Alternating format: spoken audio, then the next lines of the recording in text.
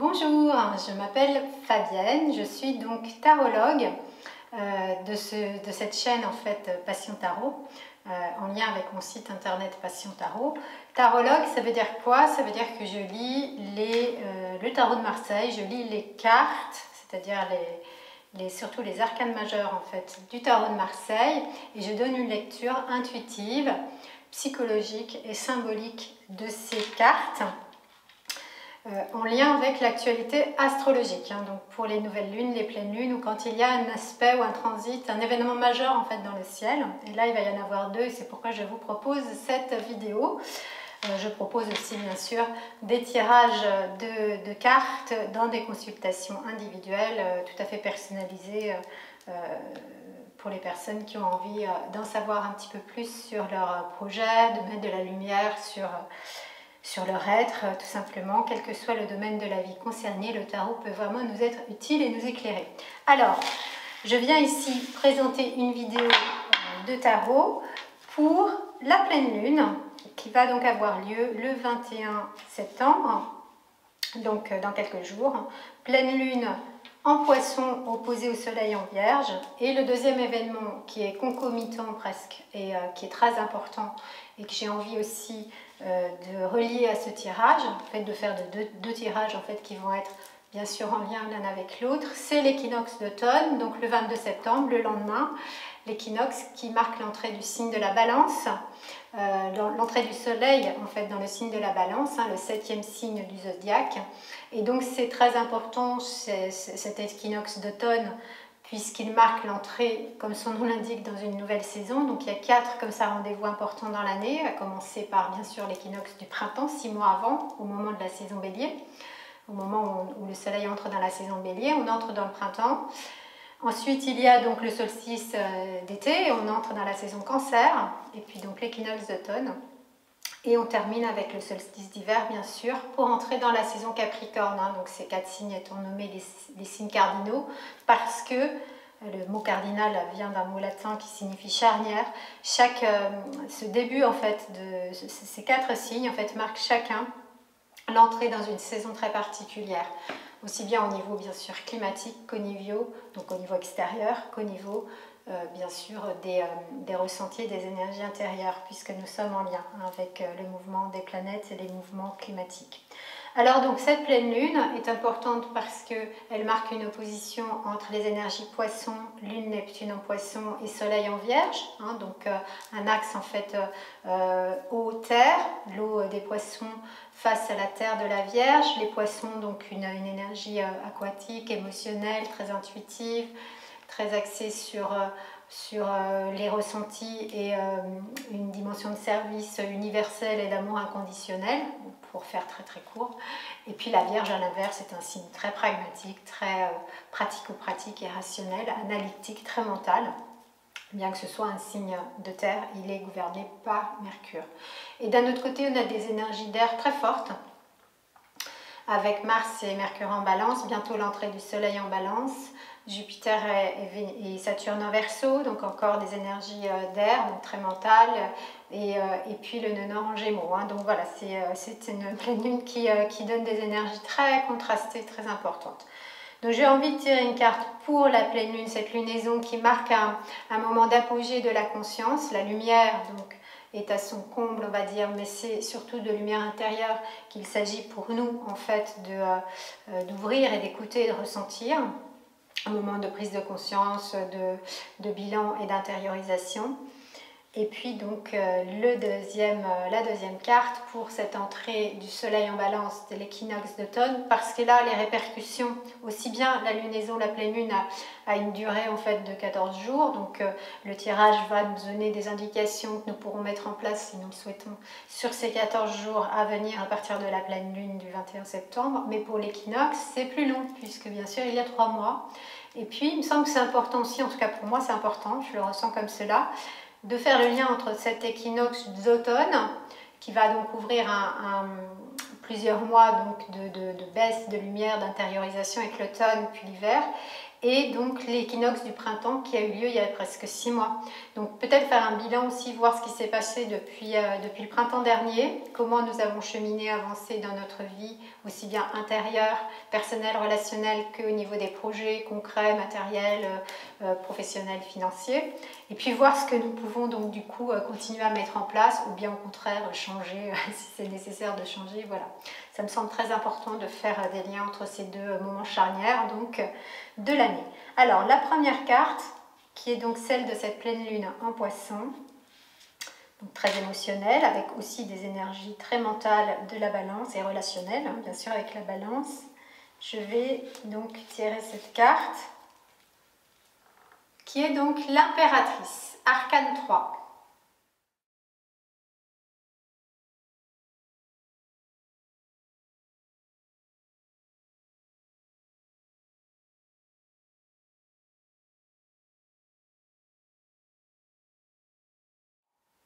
Superbe carte pour donc marquer cette pleine lune, marquée donc par des énergies balance. Pourquoi? Parce que l'impératrice peut quand même, bien sûr, s'apparenter en fait aussi au signe de la balance dans le sens de la créativité, l'aspect aussi artistique, esthétique du signe de la balance, hein, qui est très important.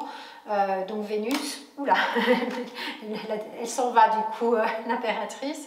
Vénus, donc qui pourrait être apparentée aussi à cette impératrice. Mais alors l'impératrice dit aussi de venir vraiment, donc d'un point de vue même plus large au-delà de cet archétype vénusien, de venir vraiment incarner notre âme, incarner dans notre corps déjà bien sûr, notre âme. Donc ça veut dire quoi? Ça veut dire vraiment prendre soin de nous, là pendant cette lunaison, dans cet aspect déjà de notre incarnation, notre corps physique, et puis dans un aspect aussi de beauté, hein, de créativité. Voilà, qu'est-ce qu'on peut mettre en place pour embellir en fait notre corps, pourquoi pas, mais pas tant en termes d'apparence que d'amour de soi, de bienveillance avec soi-même et pas d'un amour égotique, et puis aussi d'embellir notre vie, hein, d'une manière plus large.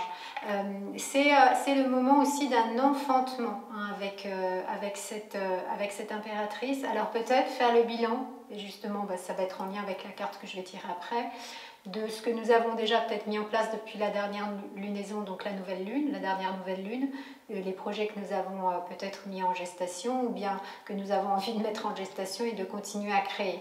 Et de les créer dans cette énergie vénusienne. Beauté, harmonie, douceur, amour, voilà, et aussi relations qui seraient des relations harmonieuses dans la mesure du possible. Hein, nous avons Mars et Mercure en balance, donc les énergies d'harmonisation vont peut-être être nécessaires, hein, parce que Mars n'est pas du tout forcément très à l'aise avec le signe de la balance, puisque c'est Mars est le maître du bélier, qui est le signe opposé à la balance. Donc on a Mars et Vénus, donc peut-être voilà, harmoniser aussi dans nos relations le plus possible, et à l'intérieur de nous-mêmes, bien sûr, ce qui pourrait être conflictuel, l'apaiser. C'est quand même une énergie qui est très positive avec l'impératrice, qui est très axée sur une forme de jeunesse, donc assez en lien aussi avec l'énergie Gémeaux. On est toujours avec le nœud nord en Gémeaux, c'est notre étoile, notre direction. D'aller vers cette énergie Gémeaux veut dire que, voudrait dire que nous sommes invités à communiquer de manière justement là aussi harmonieuse, légère, voilà, d'être dans des, avec les énergies Verseau, ça colle, hein, d'être dans des relations de fraternité avec le Verseau, solidarité, et aussi amitié, amour, trouver les bons duos, les bons partenariats. On est vraiment là. Voilà comment ça résonne en tout cas pour moi avec ce tirage de l'impératrice. Bon, et puis la beauté en toute chose, la beauté en soi, la beauté de la nature, de la connexion qu'on peut avoir avec la nature, de la connexion qu'on peut avoir avec n'importe quoi qui peut être source de joie, en lien, j'ai envie de dire, avec la beauté. Bon, moi je suis très, très sensible à cette qualité, à cette vertu, hein. Oui, cette grande qualité, cette énergie de beauté, que ce soit effectivement dans la nature, dans la culture, dans l'art, évidemment, dans nos relations relations, dans les relations, les émotions que nous pouvons avoir les uns avec les autres aussi, voilà, de belles connexions. Voilà, je dirais ça. Alors, je vais poser la carte pour tirer maintenant la carte qui va donc symboliser ce moment de passage très important de l'équinoxe d'automne. Le soleil va rentrer en balance, on rentre dans l'aspect plus collectif du zodiaque avec le 7e signe donc de la balance, en lien donc avec l'équinoxe du printemps. Pour moi c'est clair qu'il y a un écho, il y a des choses très importantes qui sont passées depuis le mois de mars dernier. Voilà. Et on est ici avec le monde.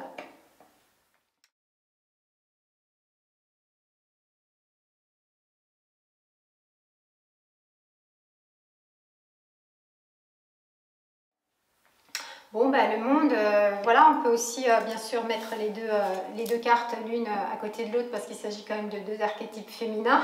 Là aussi une Vénus, hein, quelque part. Donc voilà, le message est clair.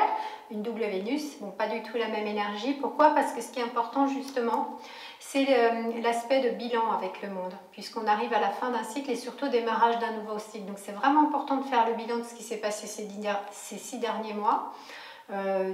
Aussi bien au niveau relationnel que professionnel, dans une énergie aussi vénusienne de créativité, pourquoi pas, hein, mais surtout là aussi avec ce besoin, cette nécessité même que nous avons, même si c'est difficile, d'équilibrer. Vous voyez, on a 4 pôles là bien clairs, bien stables. Ce sont les 4 énergies, les 4 couleurs du tarot, comme les 4 éléments en astrologie. Donc d'équilibrer les domaines de notre vie, donc les 4 domaines principaux qui sont la terre, l'aspect matériel, professionnel. Et puis le feu, donc l'aspect élan de vie, désir, action, libido. Et puis l'air, donc le mental, mais aussi la spiritualité, la connexion à plus grand que nous. Et bien sûr l'eau, l'affect, le sentiment, l'émotion. Donc d'être dans, voilà, où on en est, est-ce que c'est équilibré ou pas? C'est difficile d'avoir un équilibre parfait dans cela, mais c'est quand même vraiment important de tendre vers cet équilibre parce que c'est ce qui fait qu'on est le plus heureuse ou le plus heureux possible. Et en même temps, donc fin de cycle, c'est-à-dire que là, on ouvre un nouveau cycle. Bon, moi, je le sens aussi, j'ai mis en place beaucoup de choses, notamment le mois de mars, c'était la création de mon site Passion Tarot dont j'ai parlé tout à l'heure, voilà, comme par hasard. Et puis, après, donc j'ai mis en place des vidéos, je continue à les proposer bien sûr avec grand bonheur. Et puis j'ai d'autres projets par rapport au tarot et au coaching dont je vous reparlerai. Le coaching dans le sens le tarot que j'utilise aussi pour accompagner les personnes en séance de coaching. Le tarot, évidemment, c'est pas juste c'est un jeu, oui, mais c'est un jeu philosophique, un jeu intuitif, un jeu méditatif, un jeu symbolique et pas juste un jeu pour à qui perd gagne et on passe un bon moment, ce qui est très bien aussi, mais c'est pas du tout le même propos. Donc en fait, c'est comment moi je vais continuer aussi à cheminer avec le tarot et en faire quelque chose qui soit, ben voilà, créatif, beau, agréable, joyeux, léger. C'est en tout cas mon propos. Ça, c'est sûr que ça résonne bien avec l'impératrice et avec le monde. C'est important quand même, et je voudrais le souligner avant de terminer, ce sont deux archétypes féminins. Donc de nouveau, le tarot nous dit développer cette sensibilité féminine du principe féminin. Ces archétypes sont présents en chacun de nous, quel que soit notre genre, hein, bien évidemment. Donc c'est-à-dire de développer cet aspect féminin, c'est-à-dire réceptif, hein, lunaire, intuitif, doux, d'être moins dans l'action, plus dans l'écoute, plus dans l'amour, plus dans... Voilà, je sens moi aussi ce besoin, voilà, l'action est nécessaire, bon, surtout avec ce qui se passe depuis la crise du coronavirus, on a vraiment besoin de... Enfin, besoin, oui, moi en tout cas, je vois l'importance que j'ai de mettre en place de nouveaux projets. Voilà, il y a plein de choses à remettre en fait en place, à remettre en route, à changer, à modifier. Voilà, nous sommes tous appelés à faire cela. Donc il y a beaucoup d'actions à mettre en place. Ok, c'est nécessaire, c'est challengeant, c'est pas toujours facile, ça peut être passionnant, c'est en tout cas des fois fatigant et prenant. Et donc là peut-être vraiment, surtout avec la période de pleine lune, prendre des temps importants pour soi, pour se ressourcer, en connexion à la beauté, je le répète, hein, la Vénus de Botticelli, si vous voyez ce magnifique tableau de Botticelli, peintre de la Renaissance italienne, vous voyez, c'est d'aller vers cette connexion-là. Malgré tout le marasme et la morosité ambiante, qui est comme présente et pesante, se connecter à la beauté. Voilà, et être dans cette douceur du féminin sacré, du féminin aussi joyeux, léger. Ce sont des femmes jeunes qui sont dans cette fraîcheur de joie, de s'amuser aussi un petit peu. Voilà, bon, dans la mesure du possible, et chacun et chacune est libre de prendre les conseils du tarot comme il l'entend. En tout cas, moi, c'est comme ça que je le traduis, d'aller plus vers des aspects de réceptivité, d'écouter, de ressentir, de se connecter, d'être dans le silence aussi de temps en temps quand même, dans la méditation pour écouter la vraie voix qui vient du fond du cœur, qui vient en fait traduire notre âme. Je disais bien tout à l'heure, c'est très très important, l'archétype de l'impératrice, c'est l'incarnation de notre âme, donc peut-être nous relier à notre âme. Écoutez bien ce qui se passe. Et puis en ce qui concerne cet équinoxe d'automne, on rentre dans un nouveau cycle très très très clairement.